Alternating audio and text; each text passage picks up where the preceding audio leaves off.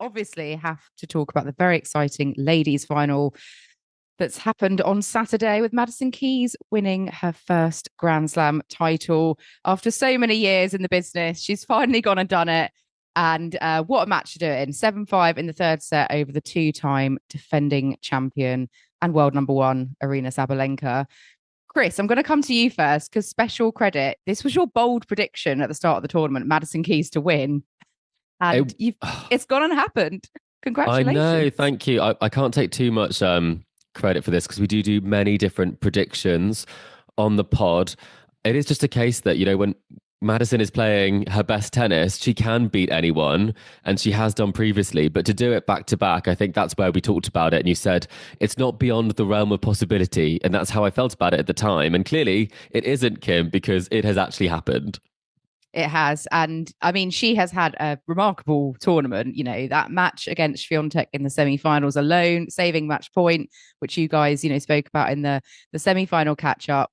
But it's just, yeah, amazing stuff. She won that first set and Sabalenka responded in kind, kind of dominating that second set.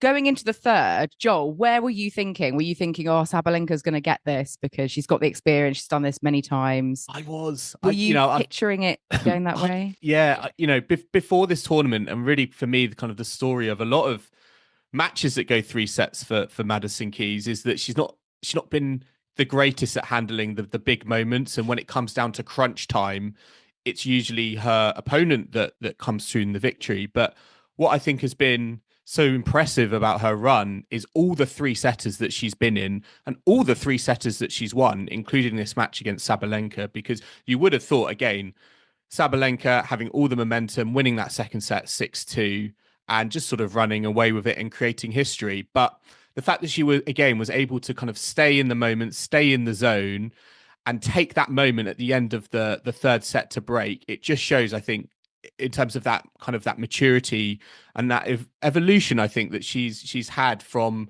previous seasons, that when it does get to that third set, that she is able to handle it and then go and take it as well. And that is what we saw against Sabalenka right at the end. This is her moment. I'm gonna leave everything out on court. And you just saw those winners in those last Sabalenka games. I mean, pretty fearless stuff to do, not just putting the ball back in play. She was really going for it. It was so brave. And that's how I think I describe her whole run. Even when Swiatek was coming back, match points, she hit so big. I mean, we're talking painting the lines, going for broke at times, you feel. And that's something where I'll ask you, Kim, the last final that she played, obviously 2017 US Open, she won 3 games. Do you think that memory just made her think, I've got to leave everything on the court. I can't let the same thing happen again this time? Yes, because obviously that was against one of your favourites, It Chris, was, Sloane yeah. Stevens. That feels like a lifetime ago. It does. It's for Sloane fans.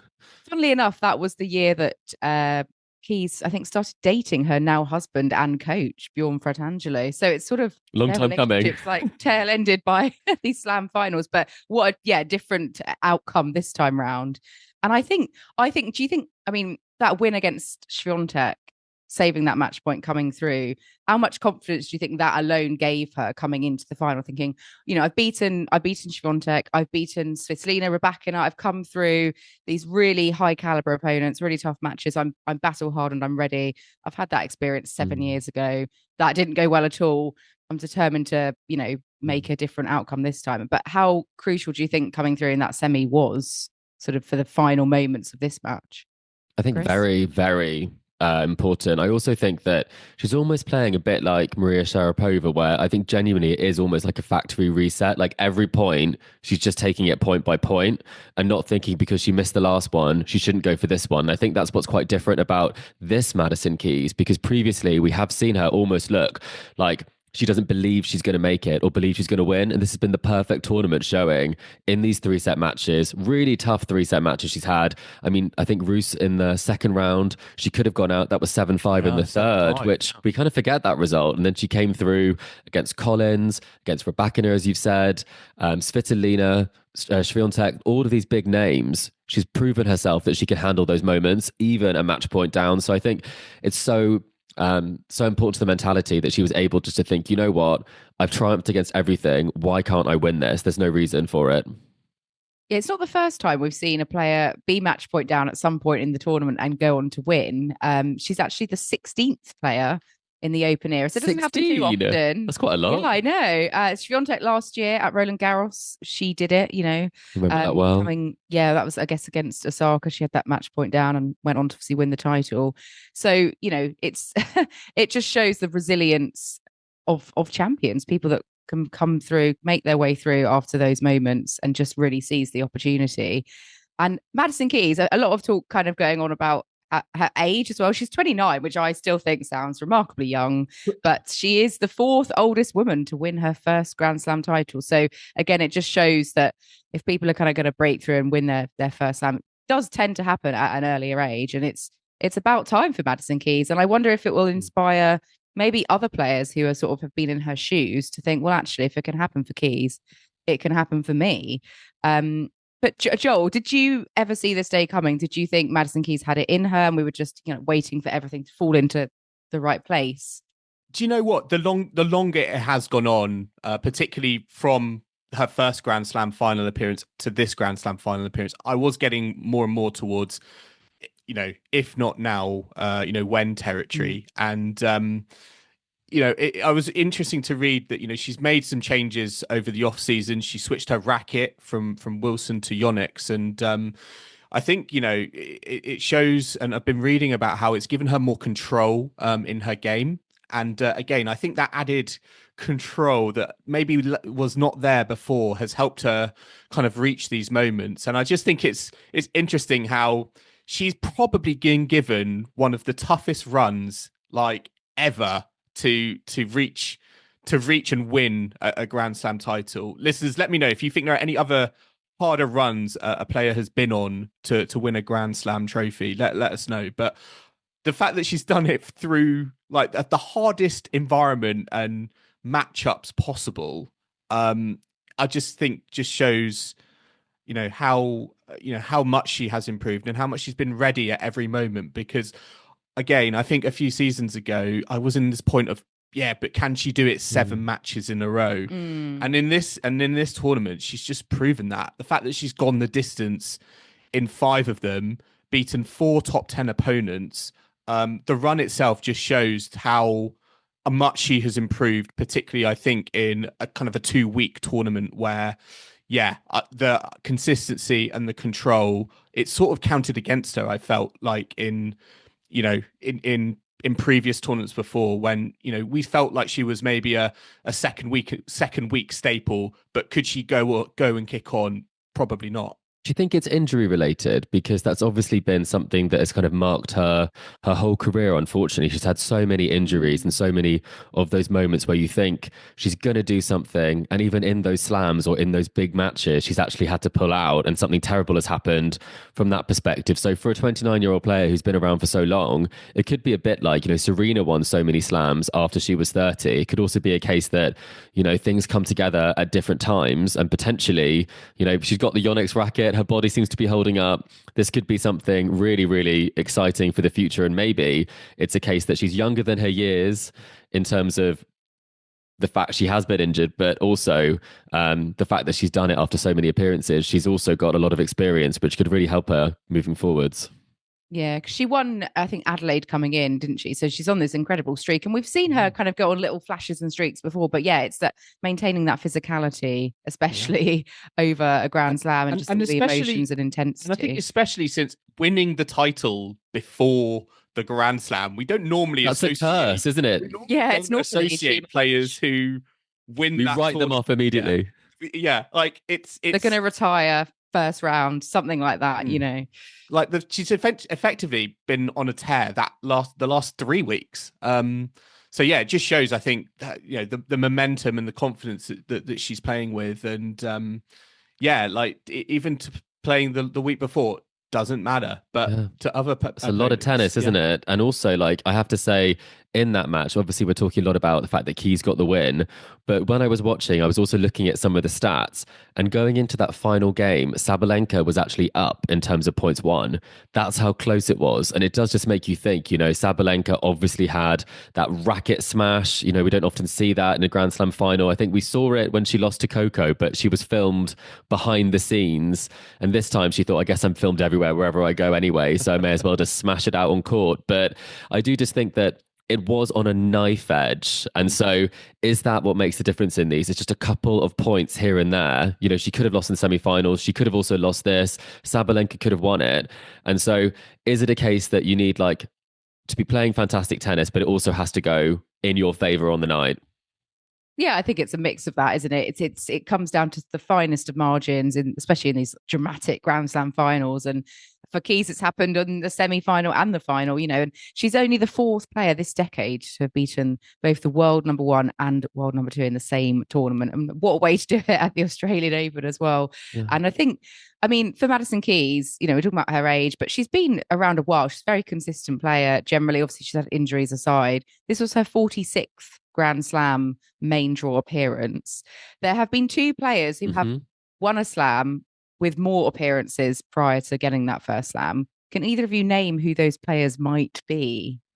I honestly think I can, but that's only because they made such a big deal of it at the time about Marion Bartoli. They were like, yeah.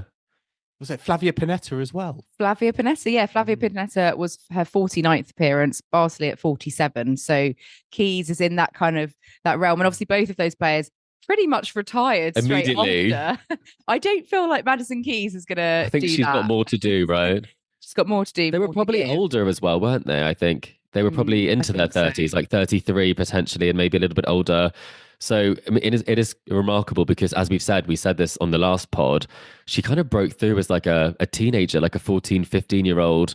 And I talked about it that she beat Serena Williams at World Team Tennis. Obviously, it's not on the tour, but it has been talked about for so long. And when I spoke to her in Eastbourne, she almost felt like it was that frustration of she didn't know if she would be able to do it, not because she didn't have the belief, but because she didn't know if her body would.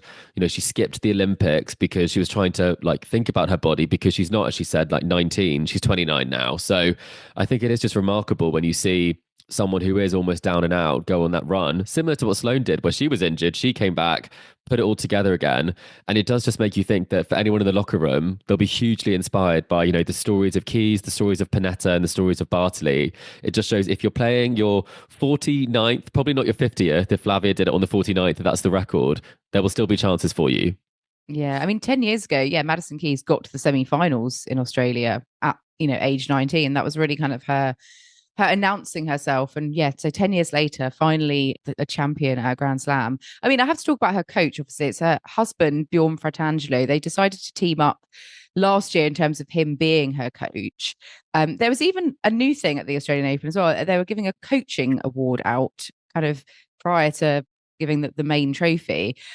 What did you guys make of that? It was sort of a bit awkward, perhaps. I'm not sure I particularly like this new setup, but obviously full credit to her coach and husband, because he's obviously made a good impact since they've actually teamed up in this kind of new capacity.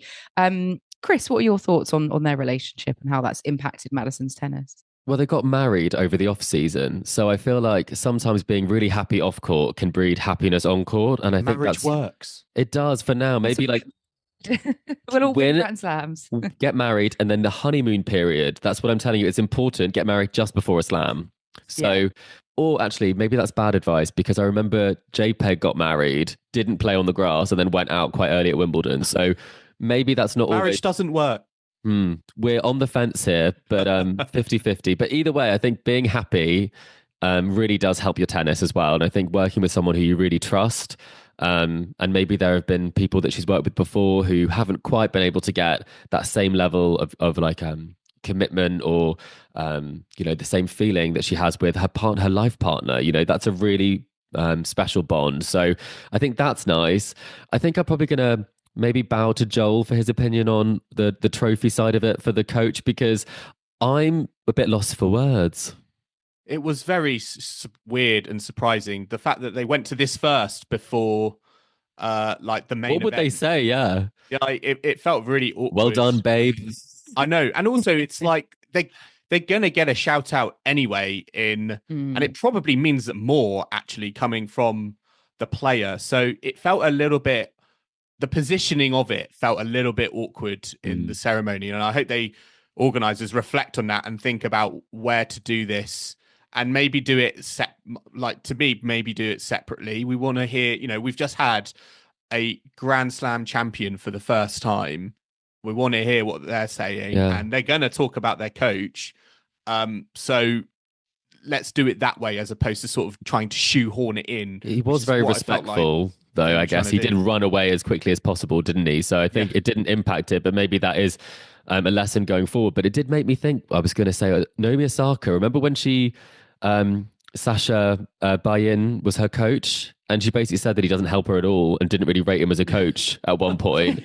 And they had just come off the back of winning slams. So it does kind of make me think, maybe they wouldn't want that person to get a trophy based on that achievement. And maybe that's more what the WTA awards are for at the end of the year. But I mean, very strange on that front. But I thought from Sabalenka, I love it when she talks to her box. I think it's so funny, her relationship with her coaches. And if she loses, she blames it on them. And if she wins, it's all her. I feel like she's like the most real with her coaching team. They have like such a fun dynamic, it seems, but also probably very serious at the same time. And I guess I'm just a little bit sad we didn't get like a new dance, TikTok dance from the champion. But I mean, just quickly on Sabalenka, where do you think she does go from here? Because everyone was talking about the three-peat and record setting, her appearances and her record on hard courts at Grand Slams. Do you think this is just a blip and it came down to a matter of points and we just kind of move on? It is going to sting in the immediate future, but she'll get over it and move on.